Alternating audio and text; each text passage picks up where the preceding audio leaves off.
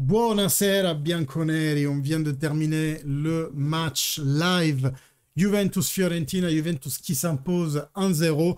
Oui, je dis bien s'impose parce que encore une fois pour cette Juventus, il y a deux phases du match, mais aujourd'hui, la phase qui l'emporte, la phase où on domine, elle a clairement pris le plus longtemps possible.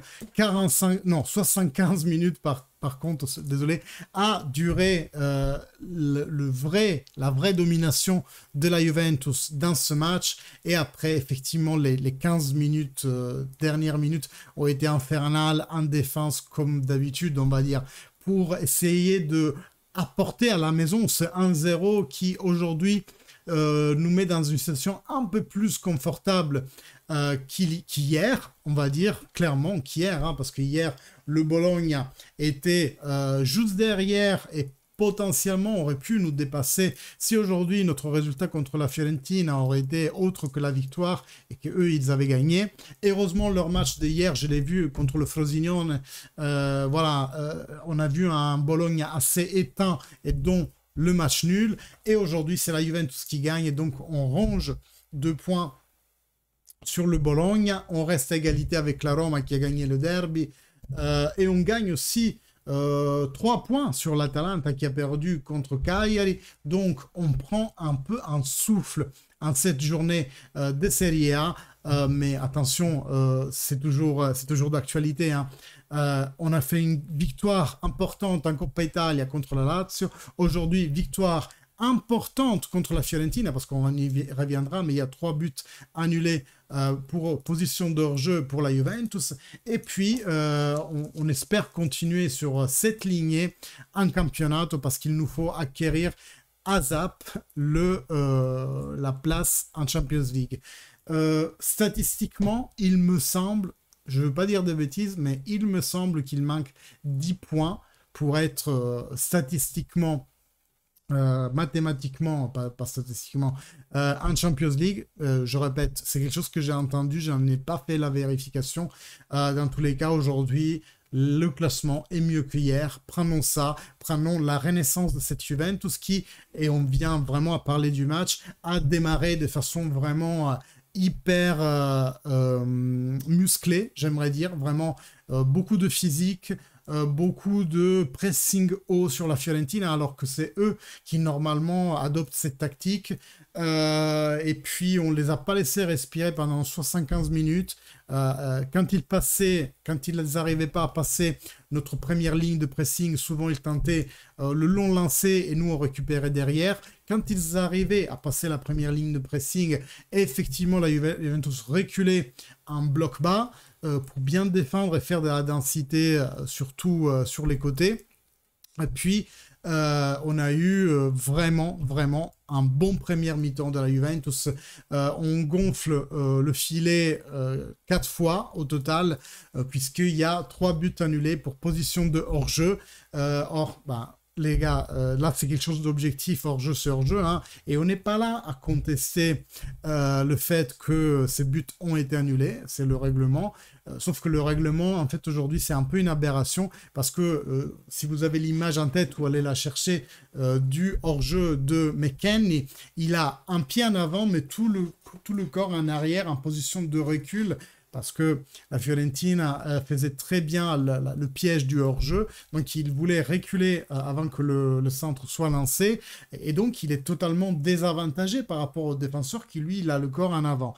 Donc aujourd'hui, cette règle est une aberration. L'IFAB est en train de toute façon de réétudier l'intégration, la réintégration du hors-jeu par lumière, donc à ce moment-là, il y aura juste un avancement global de toutes les phases défensives, hein. Le football va aussi changer par rapport à ça.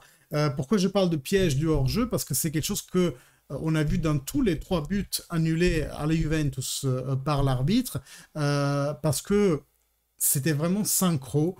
Il y avait vraiment un code entre tous les joueurs, la ligne défensive de la Fiorentina. C'était très bien synchronisé et sûrement essayé à l'entraînement. À chaque fois que un de nos joueurs s'apprêtait à centrer, ils avaient le bon timing pour monter tous de 2 pas et mettre nos attaquants en hors-jeu. Tous les 3 buts, c'était annulé, c'était comme ça.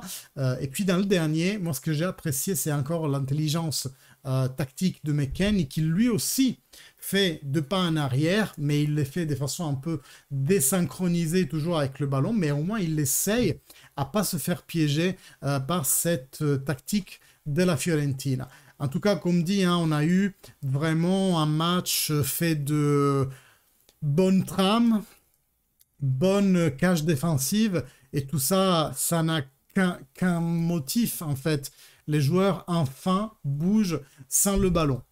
Et ça, c'est quelque chose qu'on voyait dans les Juve bloqués. Vous savez, les Juve, quand je vous dis, ils font Locatelli et les autres, des fois, ils font le trafic, non? Ils dirigent le trafic comme les policiers. Et ben aujourd'hui, c'était fluide. Il y avait du mouvement sans ballon à la fois pour fournir une ligne de passe en plus à notre porteur et puis en même temps aussi dans la phase de non-possession pour aller couvrir tous les éventuelles trajectoires et bien anticiper les mouvements des joueurs de la Fiorentina. Ça a été pendant 75 minutes. Donc une très bonne tranche du match. Après, c'est vrai que les 15-10 dernières minutes, on s'est fortement replié tous sous la ligne de ballon en 4-5-1. Massimiliano Allegri voulait davantage couvrir les côtés latéraux parce qu'il se rendait compte que les frappes centrales n'étaient pas trop un problème, surtout vu la super performance de Szczesny aujourd'hui, mais que les dangers risquaient plutôt de venir des centres de Nico Gonzalez, voilà, des externes plutôt. On rappelle d'ailleurs la très belle frappe de Nico Gonzalez qui va centrer la lucarne, si ça n'est pour une intervention de Szczesny. Vraiment un coup de rein immense avec la main faible au-dessus de la tête. Parade énorme. Très bonne prestation de Szczesny aussi qui, dans une autre occasion, va dévier un centre ras le sol qui était très prometteur pour la Fiorentina, peut-être leur meilleure occasion. Voilà, vous et Szczesny aujourd'hui, je ne sais pas, c'est des détracteurs pourquoi ils l'ont dans le collimateur, mais c'est un très très bon gardien, vraiment de niveau. Et la preuve, elle a donné ce soir. Moi, je vous remercie comme toujours de votre écoute. C'est vraiment un plaisir de vivre ensemble ces moments-là. On vit les moments ensemble quand on souffre, mais on les vit aussi quand tout va bien. Bravo à cette équipe dans son intégralité, de l'entraîneur aux joueurs. On a disputé un match énorme et on a gagné 2 points sur notre direct concurrente. Donc, je sais, ça fait pas beaucoup. On est habitué à bien d'autres joies. Mais qu'on se donne, nous, au moins c'est là, on vient d'une période difficile. Aujourd'hui, c'est le moment de souffler 5 minutes. Et demain, il y aura de nouveaux défis. Là, on voit les buts refusés. C'est vraiment affligeant. Bon, je vous salue mes amis. Merci à tous. Et fino alla fine, forza Juve. Ciao.